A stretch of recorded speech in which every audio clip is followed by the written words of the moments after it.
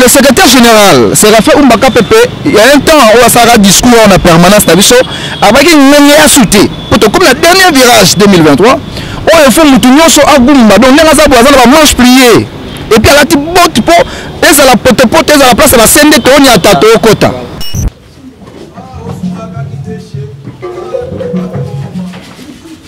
Bakar Diamoyo, na statut na biso, ba fiche d'adhésion, na charte na yélo.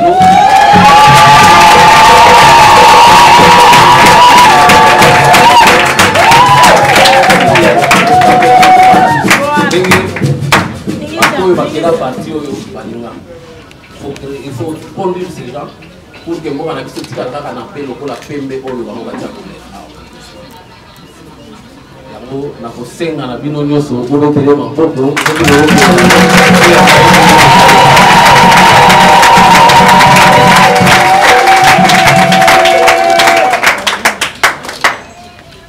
Sala Eza et Belé. Nous allons maintenant travailler durement au Sankourou. Les 6 territoires du province de Sankourou appartiennent maintenant à l'UDPS Kibasa.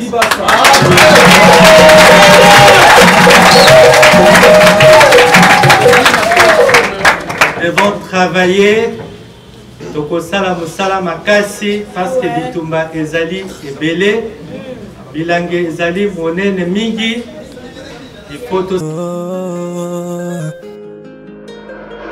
Le monde a besoin de toi. Le monde a besoin de toi. Yeah. Le monde a besoin de toi. Le monde a besoin de toi. Yeah. Rachetons les temps, car les jours sont mauvais. Rachetons les temps. Yeah. Rachetons les temps, car les jours sont mauvais. Rachetons les temps. Yeah.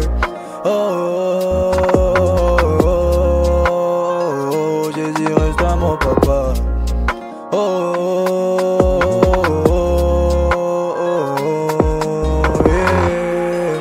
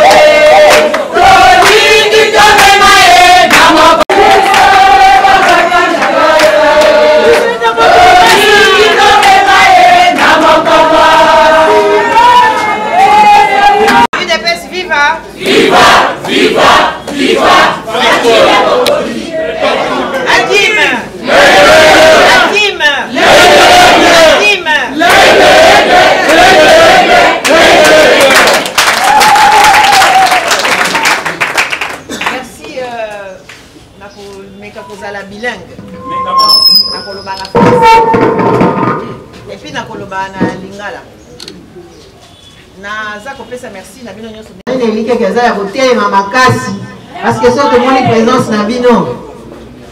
Et ça la bakonzi na biso esengo makasi. Lelo toza na esengo ya koyamba papa ya na biso ba eko kota na partie na biso. Parce que l'UDPS Kibasa, vous êtes sans oublier qu'ils ont la école. À l'UDPS Kibasa, tozo ko former. À l'UDPS Kibasa, quand on applaudit, on sait pourquoi nous avons applaudi. On n'applaudit pas pour l'instant, on applaudit pour maintenant, pour demain et après-demain.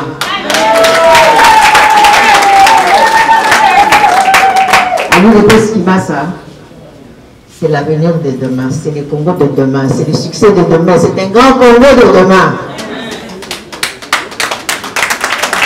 Et c'est mon vacances. Mais on peut s'en merci. Madame Jackie Kibasa, Maniba. ye azali adjointe ya Benelux, Madame Jassi.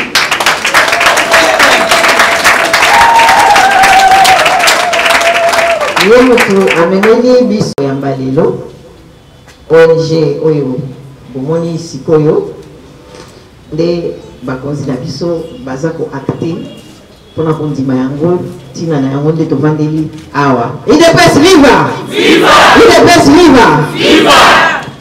Nakozala molai te ndenge balobaki nazali chargé de relations avec les autres partis politiques, les associations et les confessions religieuses. Nde nalobi bienvenue na bapaya na biso. En tout cas, vous êtes les bienvenus. On m'a cité le deuxième nom, mais je ne la vois pas. Maman Yvonne, elle est où?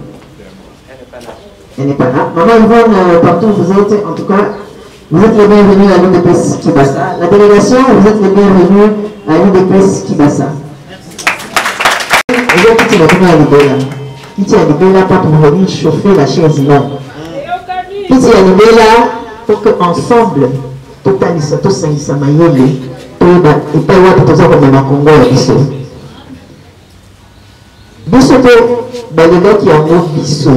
Matin, on ça vient au niveau.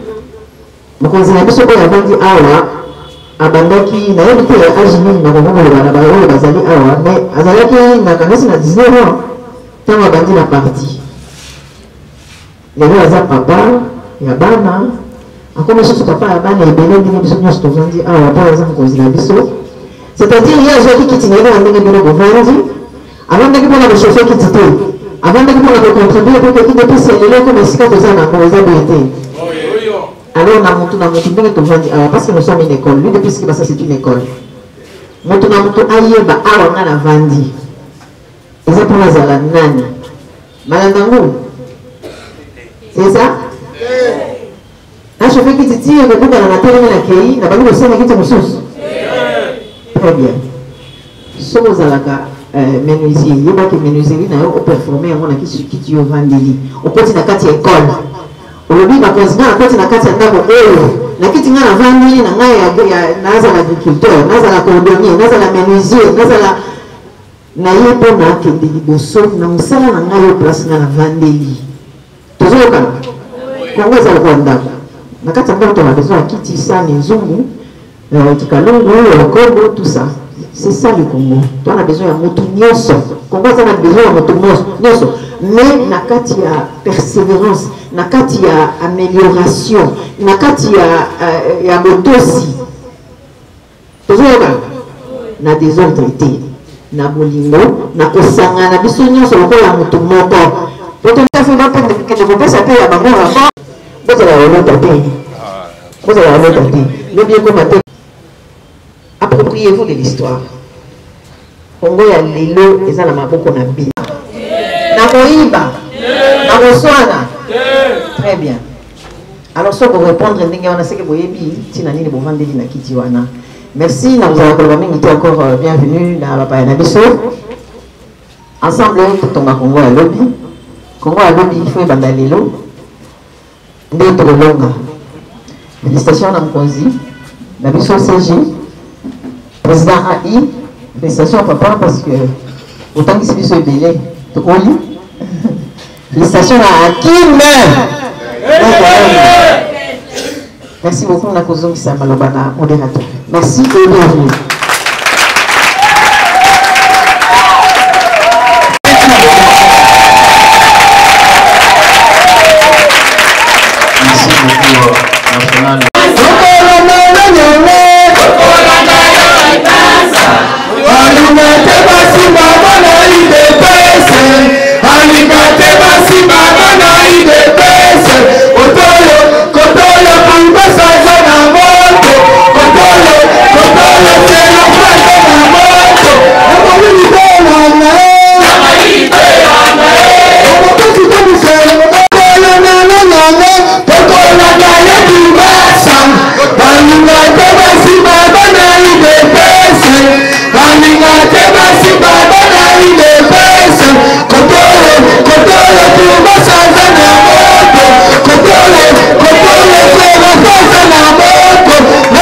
Merci beaucoup, national.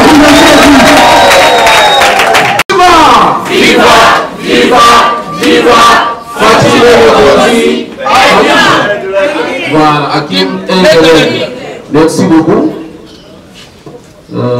Aujourd'hui, ce n'est pas un jour de discours. Et nous allons quand même vous dire quelques mots parce que nous accueillons une personnalité. Cette personnalité qui vient avec son association pour adhérer dans notre parti.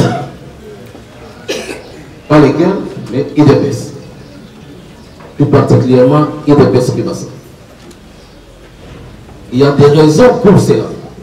Parce que nous sommes appelés à grandir tous les jours. Et la personne qui est venue ici, je l'appelle M. Félix, au Congo, c'est un Congolais de père et de mère. Yes.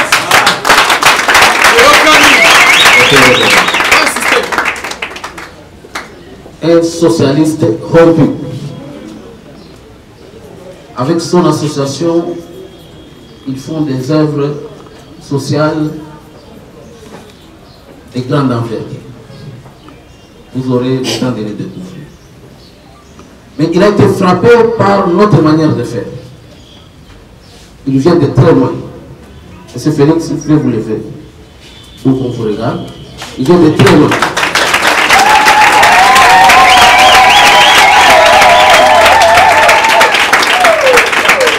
Lorsque je dis qu'il vient de très loin, c'est en fait raison parce qu'il vient de l'Angleterre.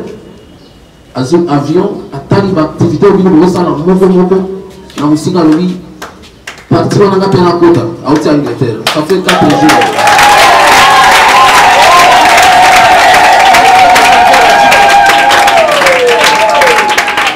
Pour Andine Masolo, il y a quelques mois, dans le bidon, on a un programme, on a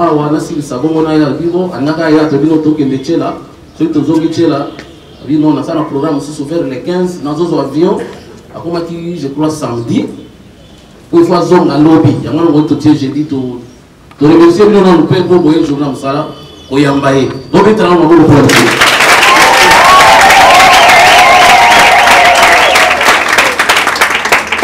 alors, ce n'est pas un fait de hasard. Nous avons un devoir pour notre pays. Et les gens qui ont la bonne vision, ils regardent ce que le chef de l'État fait. Et se disent qu'il faut l'accompagner. Et nous disons, nous sommes parmi les organisations politiques qui peuvent permettre ce couloir de transmission entre le chef de l'État et la population congolaise. Ainsi, nous laissons nos portes ouvertes à toute l'intelligentsia du Congo. Et les gens ne restent pas dans leur bureau en train de regarder la politique de loin. Non. Sinon, on va pécher contre l'hymne national. Vous devez pas vous rendre compte, quand j'ai chanté l'hymne national, j'ai entendu, comme pour la première fois, une phrase qui m'a interpellé. Parce que nous sommes pendant la guerre. Notre pays est agressif. C'est peut-être la raison pour laquelle ce passage m'a interpellé. Nous assurerons ta grandeur. Nous sommes mieux son ligne aux arbres, nous avons l'obligation d'assurer la grandeur du Congo, mais nous avons appelé ça.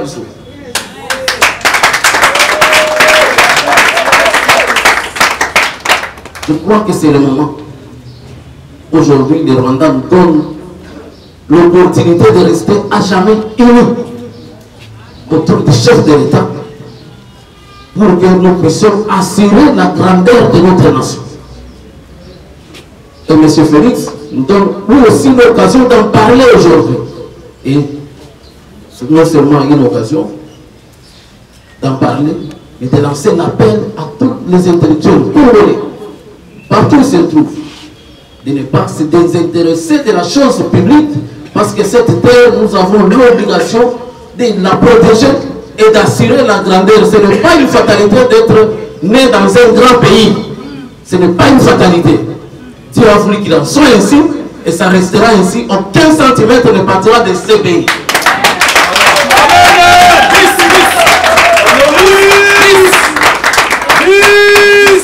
Aucun centimètre. Si nous échouons, nos enfants n'échoueront pas.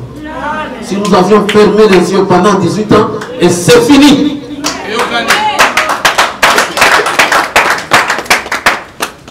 Alors, je disais que ce n'est pas le jour de discours. Permettez-moi, excusez-moi d'avoir pris le temps martial. Nous restons dans notre cérémonie. Monsieur Félix qui est venu de loin avec son association, nous l'invitons à venir devant nous. Acclamez.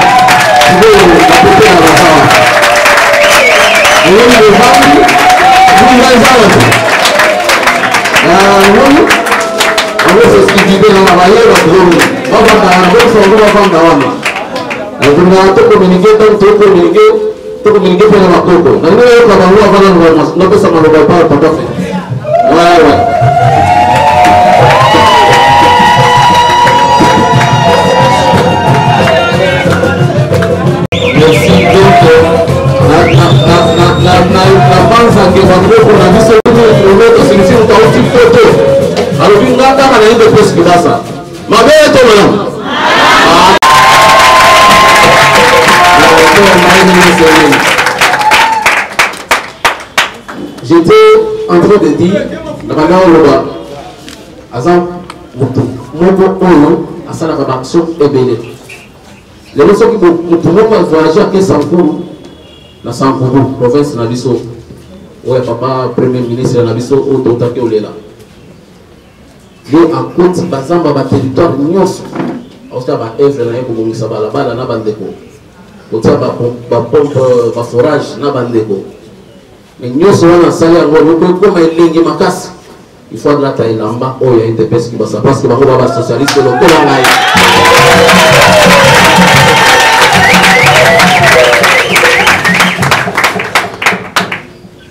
Alors, papa Félix au Congo, il y a un bon carabino. Il y a un bon carabino. On est dans la boue. Attends, on est dans la moto. Le problème, c'est que nous avons autaki awa akekuna zongi akenda kazonga na association na ye. Basongi biloko bakeba bundi. Soki ba timora mabulu ni 5 km, 8 km pour 8 mètres ou 80 mètres pour mayebi. Kuna na bandoka na biso passe bato bazolo kazo salango. Abosali kazama na photo ali akaba mbala ndenge tolobaka non akanisi biso. Akanisi biso peka na ndako oro. Yango wana à partir de l'élo, les socialistes n'ont pas d'association. Et s'il était continuer. Mais on a dit ça pour ce politique. Parce que nous sommes dans le poste à Nayo, ma candidature à Boye, il y a dans le Parlement. Vous mettez les mains pour la boue. Ma candidature à Boye, il y a dans le gouvernement, il y a dans le Sénat, il y a dans l'Assemblée provinciale, l'Assemblée nationale. Partout, oh, le temps que vous en avez besoin, papa, vous dites mango, quand vous en avez. Vous dites mango, à partir de l'élo, au premier membre Mogo, il y a une personne qui va ça, donc vous faites au symbole. Ma carte.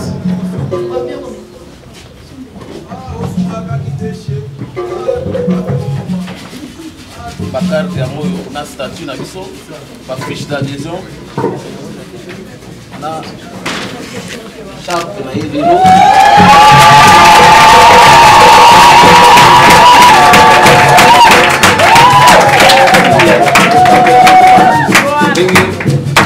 akoyo bakela parti oyo balinga il faut conduire ces gens pour que mboka na biso tikala kaka na pe lokola pembe oyo bango batia koleka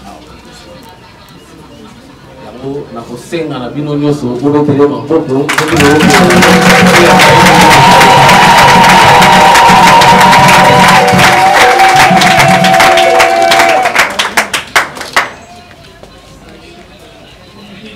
photo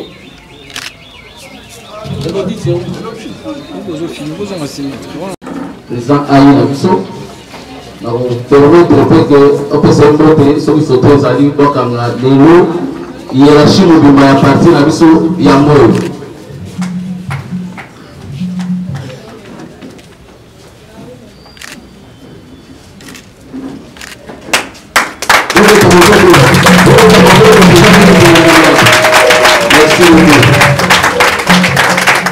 papa oyo bozomona eza bamoko baoyo bafonda parti oyo nzambe asali biso grâce azo accompagner biso ti lelo eza po toyebaka nzela na biso eza molai bango bakwaka eliki ate koyebaka depuis 1960 mboka na bino oyo balingaka kaka bakata yango bapesa yango bakingana bango bakati yango te biso mpe tokokata yango te tokoteya mpe bana na biso mpo bakataka yango te bakokataka yango jamais.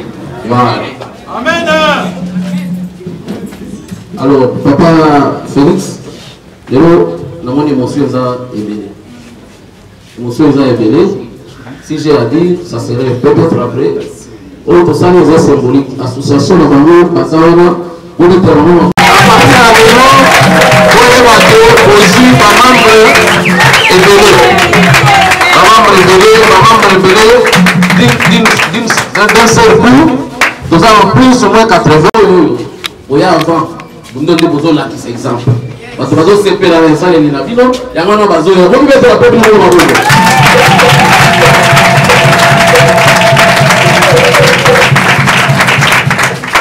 Je crois que pour ma part,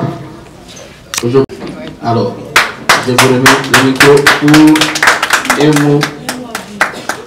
un mot d'amitié pour les Congolais qui vous regardent avec amour. Voilà. Merci beaucoup, monsieur le secrétaire général. Merci Talis. Merci d'Angélique. Merci Naba.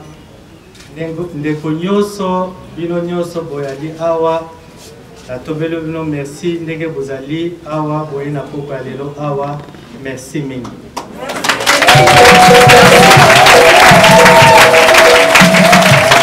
Lelo ezali mokolo ya esengo parce que nakomi Kibasa.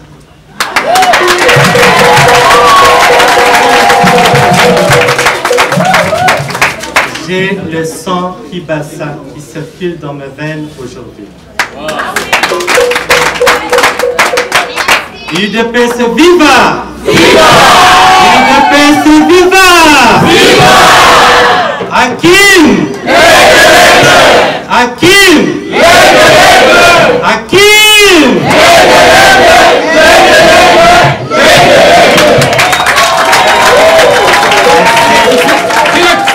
Merci, merci. Association Nabiso, nous sommes maintenant l'UDPS Kibasa.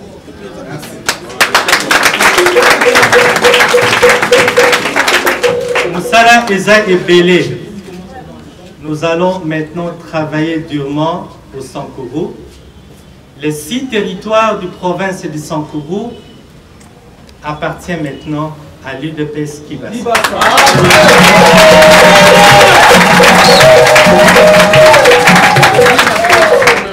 Nous devons travailler Tokosala Moussala Makasi parce que Bitumba Ezali Ebele, Bilange Ezali Monene Mingi.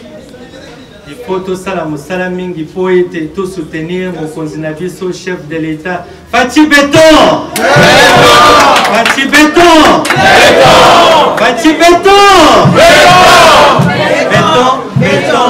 Béton!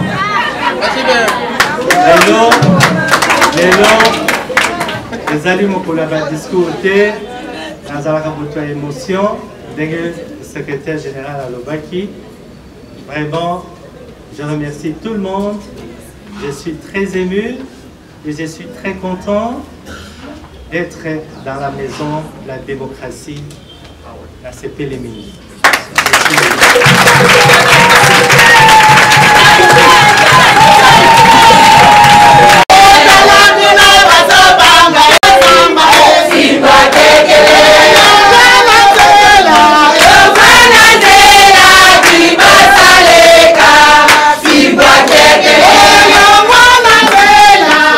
Monsieur Félix, au Congo, vous venez d'adhérer officiellement à l'UDPS Kibasa. Est-ce que l'opinion nationale peut savoir aujourd'hui quelles sont vos motivations? Qu'est-ce qui vous a poussé à adhérer aujourd'hui à ces partis? Eh bien, ma motivation, d'abord, c'est parce que l'UDPS, c'est le temple de la démocratie et le progrès social, et ma conviction humaine m'amène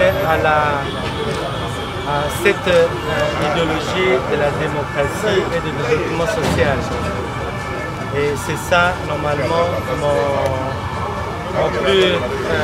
mon objectif d'adhérer à l'UDPS et surtout, normalement, amener le changement et qui est réellement réel. Surtout donner de la valeur, parce qu'au Sankourou, chez moi, nous avons beaucoup de la valeur. Et cette valeur s'est transformée en financement. Il faudra que nous puissions mettre de l'action sur la valeur qui incarne la population sankouroise. C'est pour cela que je voulais amener tout le Sankourois derrière moi pour soutenir la vision d'abord du président national, M.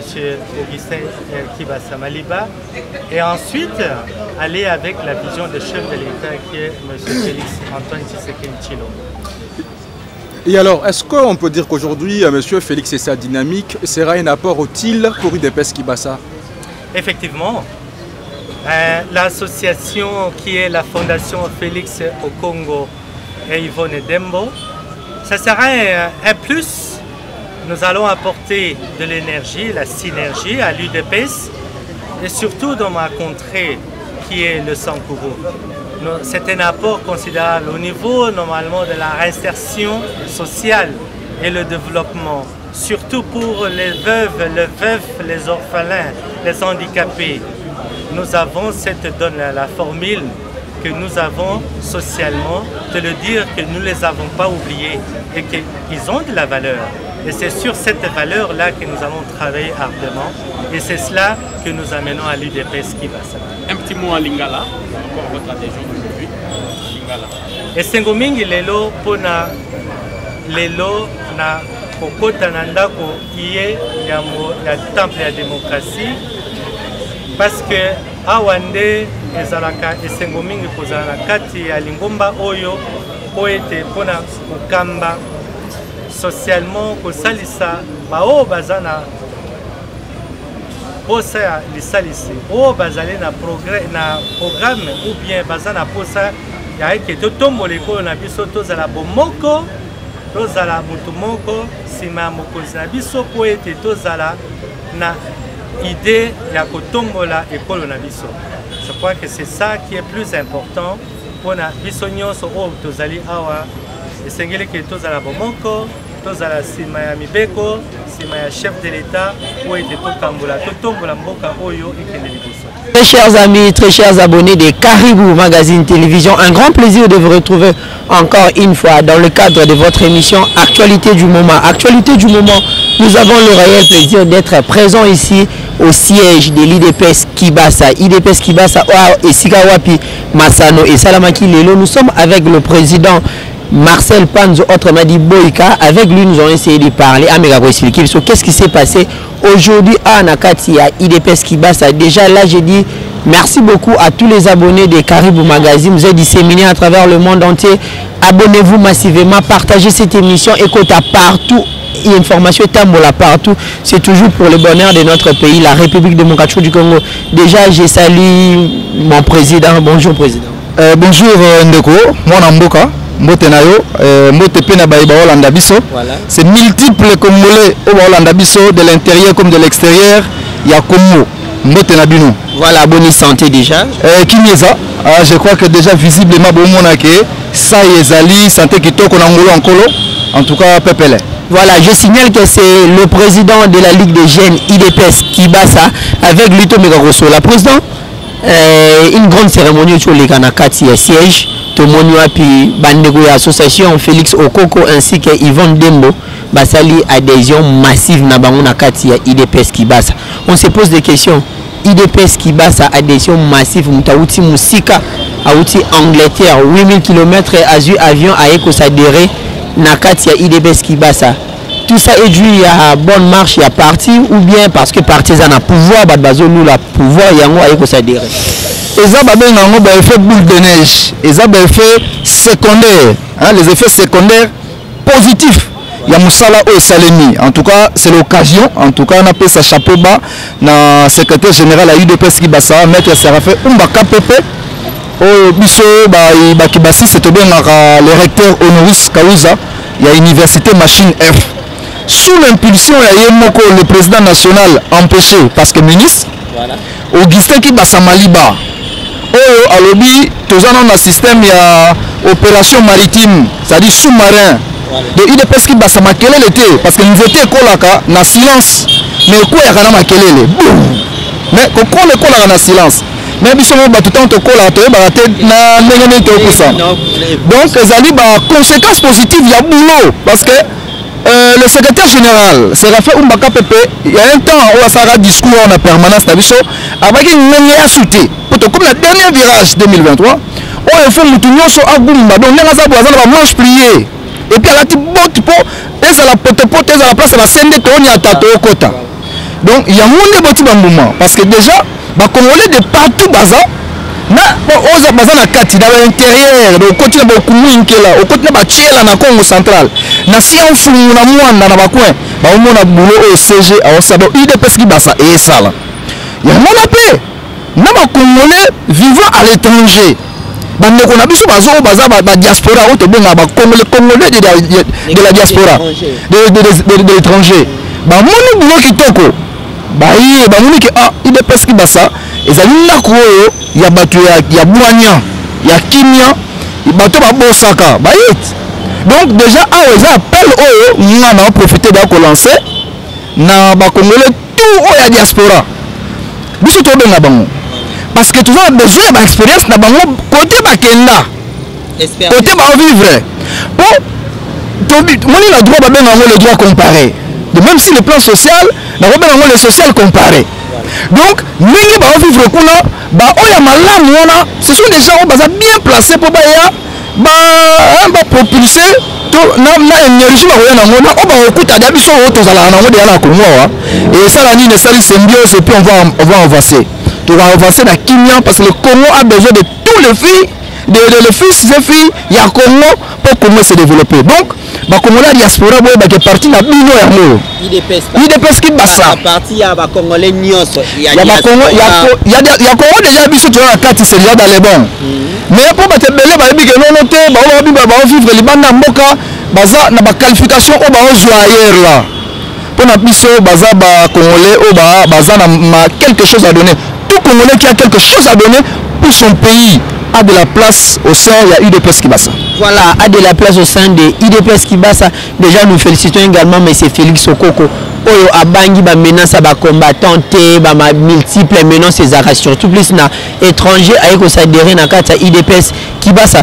Et dernièrement nous avons vu IDPS Kibasa descente na kati ya Tchela OK naki ko sala ni na Tchela mais kako expliquer un peu public ba abonné à Caribou Magazine va disséminer à travers le monde entier également ba congolais va disséminer partout dans le monde va comprendre vision ya IDPS Kibasa auto monaki déjà dernièrement secrétaire général maître Séraphin Oumbaka Pepe yé pas aki na délégation descente na biso IDPS Kibasa na Tchela et na deux dimensions na révéler mon opinion lelo ya liboso ezalaki CG ana théorie ya buka mona buka kwikila buka mona buka kwikila c'est-à-dire ceux qui ont moni ndimi parce que fédéral na biso va représenter IDPS kuna a travailler à bosser à zobenga ka na Kisasa ay mokonzi côté ngana olamba biloko déjà bino ezali sikoyo bakibasi se ya Tchela ba osenga ba mona yo et déranger casser les oreilles du chef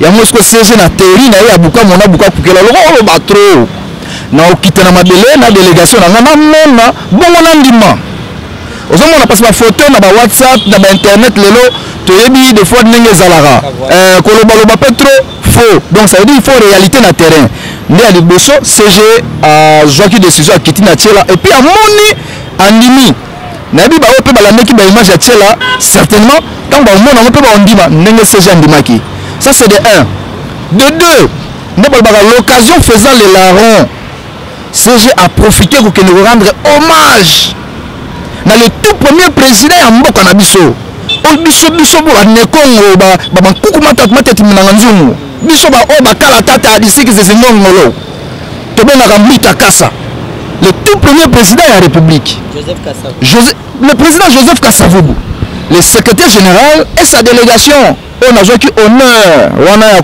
faire partie na kati ya délégation. Tokeiti na sinini place ba posa Koramowe, il y a tout premier président. Tokeiti ko rendre hommage. Moni eloko wana na ne Congo. Na ne Congo, on est congolais mais na ne Congo. Mais en tant que ne Congo, d'abord, il y a signification, il y a une signification makasi. Mais aussi en tant que tout Congolais, parce que c'est le tout premier président. Oui, Gérard Mbokao. Donc ça veut dire la source du pouvoir, c'est dans la moitié. Dans la science politique, il faut savoir repérer où se trouve le pouvoir réel et non le pouvoir apparent. Tout le monde le pouvoir réel, donc,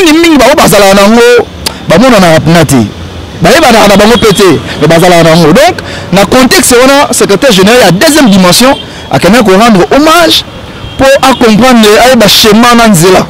Voilà. Le cas, il est parce qu'il va s'appeler le schéma, on a dit lobby, la boy qu'on prophétiser. Voilà, on aura eu l'occasion, le président Marcel Pandjo de développer vraiment toute une émission. C'était juste une interview, un message à tout le peuple congolais ainsi que na membres surtout il y a IDPS qui basa. Nazom c'est pas congolais de.